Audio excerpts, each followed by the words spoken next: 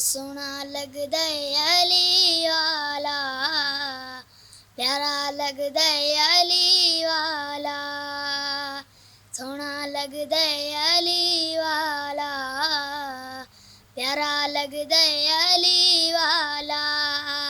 किस भी मैदान विचों जा सुन ले, सुन ले, सुन ले, नयो बजदा अली वाला, प्यारा लगदा अली वाला।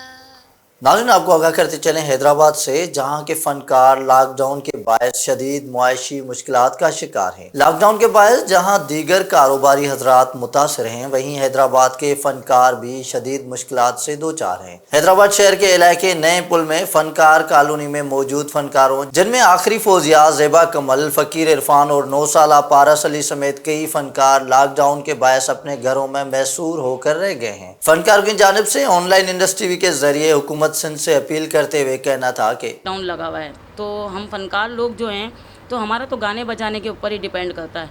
अब जब गाना बजाना नहीं है तो हम लोग कहाँ जाएं? अभी तक हम लोगों से किसी ने नहीं पूछा कि आप लोगों के घर कैसे चल रहे हैं, आप लोगों को क्या तकलीफ़ है, आपके घर में कुछ खाने को है या नहीं है।